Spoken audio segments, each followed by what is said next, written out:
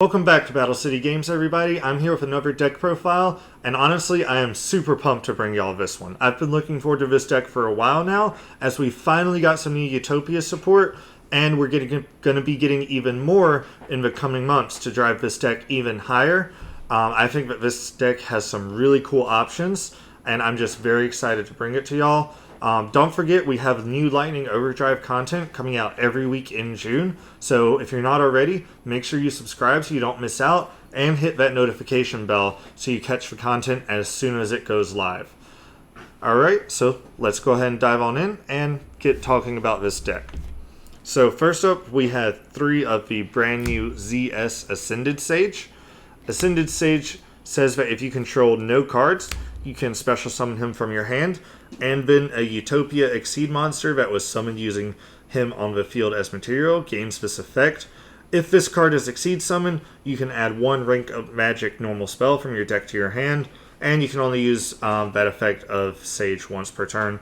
And right off the bat, he's just the first card you want to be summoning, and it's great because he guarantees that when you overlay into your Utopia, you will have immediate access into your rank up spell to continue your plays.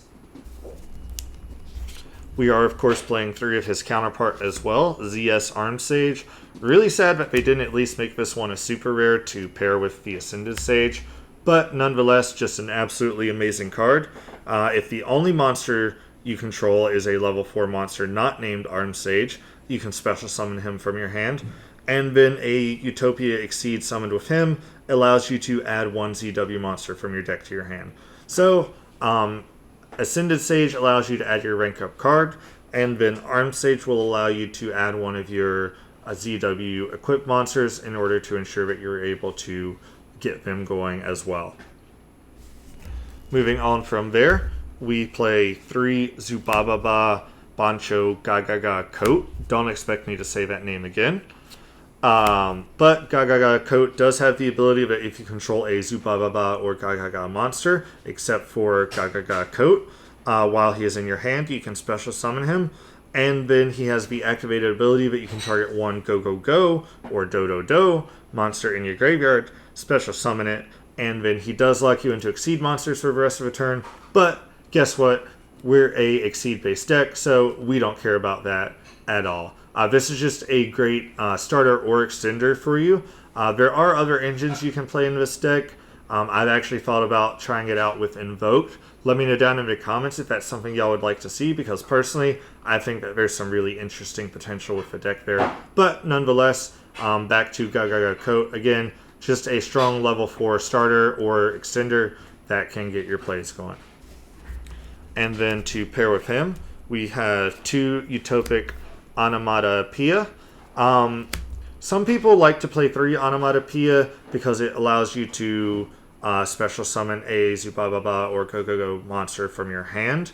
But the reason I go with 3 Gagaga Coat and only 2 Onomatopoeia is because of Gagaga Coat's ability to special summon himself from the hand. If your Onomata Para were to get hit with something such as an Imperm, then the Gagaga Coat in your hand can still special summon itself out for free. But nonetheless, Onomata Para is always treated as a Zubababa, Gagaga, Gogogo, and Dodo card. During your main phase, you can special summon up to 1 each Zubababa, Gagaga, Gogogo, and or Dodo monsters from your hand in defense position, and then you can't special summon for the rest of the turn except for Exceed monsters, but we've already established that we don't care about that restriction. Honestly, guys, I just love saying the names of these cards. So much fun. Really glad I got to include them in this deck profile. Moving on from there, we are playing 1 Dodo Dwarf Gogogoglove. The reason we're only playing 1 of this is because, as you'll see, he can revive himself from the graveyard. During your main phase, you can special summon 1 Zubababa Gagaga monster from your hand. And then if you control a Gogogo or Dodo monster, except Dodo Dwarf Gogogoglove, while this card is in your graveyard, you can special summon it, but banish it when it leaves the field, and you can only use this effect once per turn. Of course, we're going to be overlaying with him, so he will never be banished when he leaves the field, which means we can continually recycle him as long as we have either our Onomatopoeia or our Gagaga Coat on the board. Then for our ZXL Weapon Cards, we are playing the 1 Lightning Blade. the 1 Tornado Bringer, and the 1 brand new Pegasus Twin Saber. So Lightning Blade can equip itself from the field or hand to our monster, and then that monster gains 1200 attack, and it cannot be destroyed by our opponent's card effects. And then if a monster equipped with this card would be destroyed by a card effect, destroy this card instead. Excuse me, it's not that monster that cannot be destroyed, it's our ZW card, meaning that he provides protection to himself and any of our other ZW equips. For Tornado Bringer, he has the same ability to equip himself from the hand, and then have that monster gain 1300 attack. And while he is equipped, the equipped monster cannot be targeted by card effects, and if it would be destroyed by battle, we can destroy him instead. And then for the brand new Pegasus Saber, it is important to remember that Pegasus Saber actually cannot equip itself from hand, so you definitely don't want to draw it if you can help it. The equipped monster gains 1000 attack, and then while it is equipped once per turn, we can negate a monster effect activated on our opponent's field. Fun fact, that is not an activated effect. So all we have to do is choose at any point that we want to negate an effect, and it will be applied. This could even get around spell speed 3 or 4 cards because we don't have to activate it. So if our opponent were to activate something like Forbidden Droplet while they had a monster on board for whatever reason, we could still use Pegasus to negate it since we're not actually activating anything there. And then for our hand traps, we are playing 3 Ash Blossom and Joyous Spring. I've seen a lot of people elect not to really play hand traps in this deck, and while I can see that maybe they're just trying to maximize their consistency, you draw a lot of cards in this deck, but drawing a lot of cards doesn't really matter if you're not drawing into anything to either help your game state or hinder your opponent's game state. If you've already established your board, you don't really need to draw 6 cards if they're all just going to be starters or extenders that you don't need anymore. So having the Ash Blossom as a hand trap gives you something useful to draw into to further hinder your opponent into their turn. Moving on into the spells, we have 3 of the brand new ZXL Construction. This card is absolutely amazing, and I think we will definitely see it pop in and out for a long time since it is not restricted to Utopia. What it does, you can reveal 1 card in your hand, and if you do, add 1 of the following cards from your deck to your hand, then shuffle the revealed card into the deck. You can add a ZW monster, a ZS monster, a ZXL spell or trap, a rank up magic spell, or a rank down magic spell. And then we can only activate 1 construction per turn. So this can search our Ascended Sage or our Armed Sage. It can also search any of our ZXL Weapon Cards and any of our upcoming ZXL and rank up cards that you will see. Again, absolutely amazing card. And remember that the reveal and shuffle back are not a cost. So if your opponent chooses to Ash Blossom the card, you lose nothing. Up next is 3 Exceed Change Tactics. When a Utopia monster is Exceed summoned to our field, we can pay 500 life points, draw 1 card. We can only control 1 Exceed Change Tactics. This insane card has no once per turn clause on it, meaning that as many times as we can summon a Utopia monster, we can draw cards. You will very easily be drawing 3, 4, even 5 cards in a turn with this, which is why I mentioned with Ash Blossom that we want to make sure we have something meaningful to be drawing into. Moving on from there, we have Triple Generation Force. This is a card that I see a lot of people either only run 1 to 2 of, or in some cases run none of. Personally, I just don't understand it, as it says if we control an Exceed monster, we can add 1 Exceed card from our deck to our hand. So this searches our Change Tactics if we didn't open it, meaning we're essentially running 6 copies of Change Tactics. And we also play another pretty spicy card that I haven't seen anyone talk about yet, that we can also search with the Generation Force if we already have the Change Tactics available to us. Again, we're just trying to maximize some consistency here.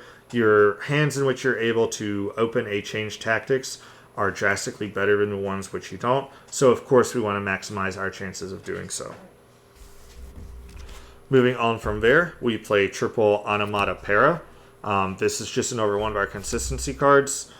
We can send 1 card from our hand to the graveyard, and then we can add up to 1 Zubababa, Gagaga, Gogogoglove, and Dodo monster from our deck to our hand for a total of 2. But we can't add 2 of the same name. So we can add a Zubababa and Gagaga, for example, or maybe a Dodo and a Gagaga. And remember, your Onomata Para counts as all of them, so you can choose to have him be whichever one is the opposite of the other card you choose to add. We are then playing triple forbidden droplets in here. This deck can be extremely powerful going second thanks to your Utopia cards. You can very easily OTK through your opponent's board, so having the droplet just helps you to do so. And honestly, again, drawing it with the Exceeds Change tactics if you're going first is not bad, because it just, again, acts as another form of disruption during your opponent's turn. Now, if you've been watching to this point and you're saying, wait a minute, I don't have forbidden droplets, they're insanely expensive, I was trying to wait for the reprint. Don't worry, you can easily sub this out for something like Forbidden Chalice or Dark Ruler No More. Remember, you won't be able to OTK with the Dark Ruler No More, but you can still very easily clear your opponent's board out. So if you don't have these, no big deal. Throw some Chalices in there, throw some Dark Ruler No Mores in there, and you'll be just fine. We are then playing 2 rank up Magic ZXL Force. This is the brand new rank up magic out of Lightning Overdrive. That says target 1 Exceed monster we control, special summon 1 Utopia or ZW monster from our extra deck that is 1 rank higher than that monster by using it as material. And then if we do, we get to take a ZW or ZS monster from our deck and place it on top of the deck. That is a mandatory effect, so remember that. It is, of course, treated as an Exceed summon, and all the materials go to that new Exceed card.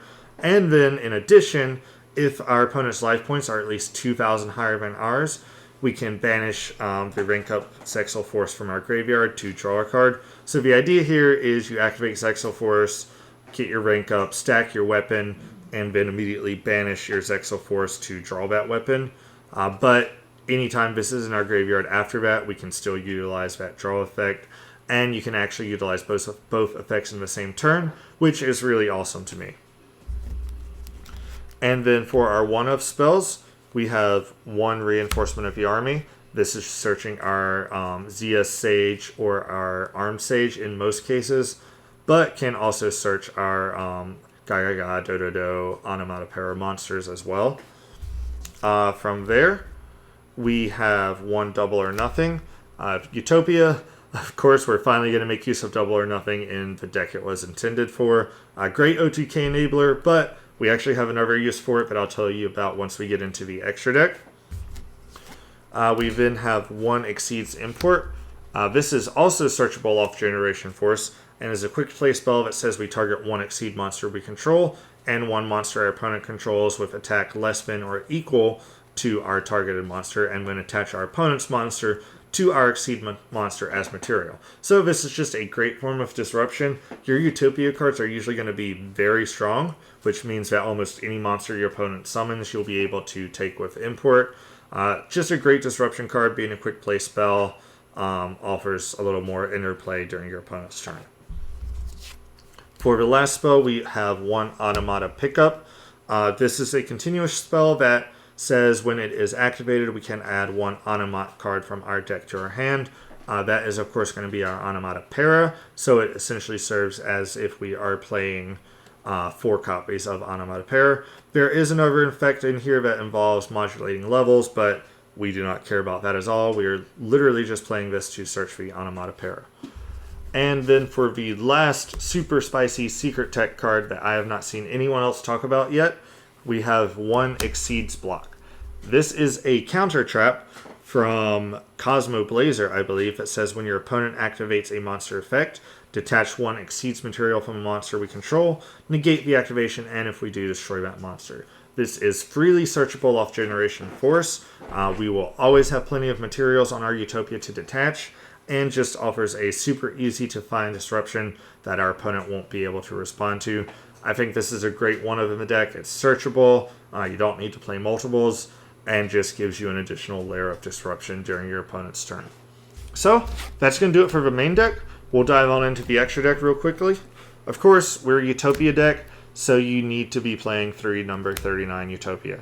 I've seen some people try to play 2 of this, but I really believe that so many of your monsters in the extra deck revolve around going on top of the Utopia monster that you want to make sure that you always have access to one, because you will pretty easily go through 1 to 2 copies on your first turn. So you want to make sure you have that third copy in reserve in case you need to rebuild or reestablish a board. Also, I just really enjoy the alternate artwork, so we went with that one here. Pretty much everything else in here, except for one other card, is going to be a one of. We have the 1 Utopia Double. This allows us to search out our double or nothing and potentially OTK. But the other use that I was talking about with this card, when we overlay with our Ascended Sage and our Armed Sage, the monster we summon gains that ability to search. So a lot of times your opponent will try to target that monster as an Ash Blossom or as a Cyphering Gear Gamma target. But what we can do is we can overlay into Utopia Double, which is a Utopia card, so our effects will be valid.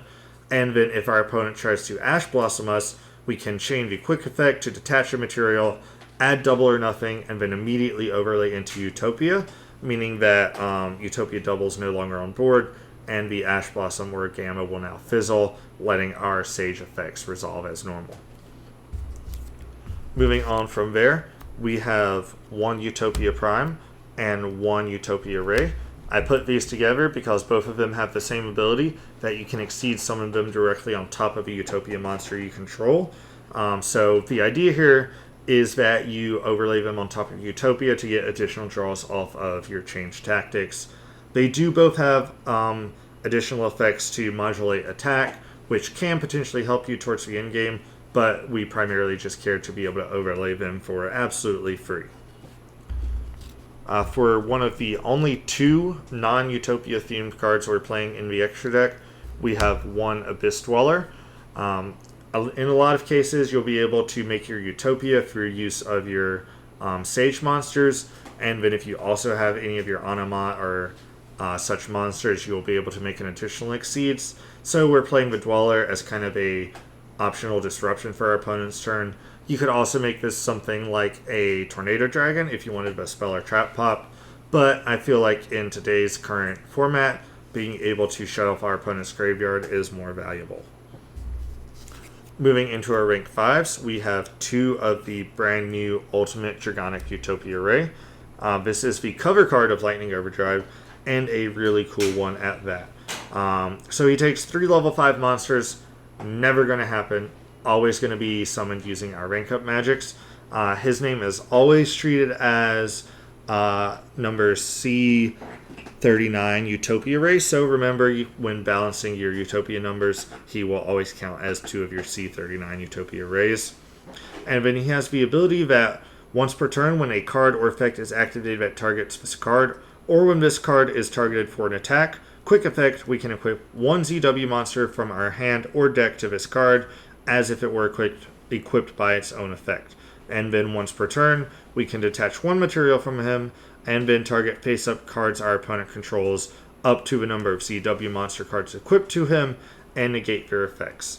So that first effect just means that if we target him with one of our own cards, such as our ZW monsters, we are then able to instantly equip another one from our hand or deck. The idea is you target him with something like Tornado Blade and then equip the Pegasus from your hand or deck in order to make that monster negation live.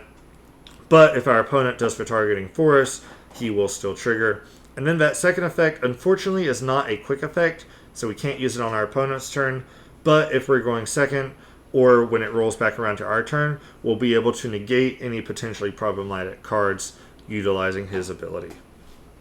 We do play 2 just in case our opponent stops the first one. We have the ability to still go into 1. We then play 1 of the brand new ZW Dragonic Halbert. 2 level 5 monsters. Again, we're just going to be ranking up into him. He cannot attack directly, and once per turn, we can detach 1 material from this card to add 1 ZXL spell or trap from our deck to our hand. And then we can target 1 Utopia monster we control, equip this card we control to it, and it gains 3,000 attack.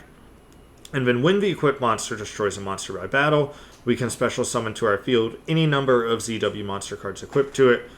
So the 2 ideas here: 1, we can exceed or rank up into him using our ZXL, and then we can detach to search another one. And then we can equip him to our Utopia Ray, run over a monster, special summon not only himself, but also all of our ZW weapons attached to that Utopia monster, get additional attacks with them, and then in main phase 2, we will just reactivate all of their abilities to re-equip and set him back up going into our opponent's turn.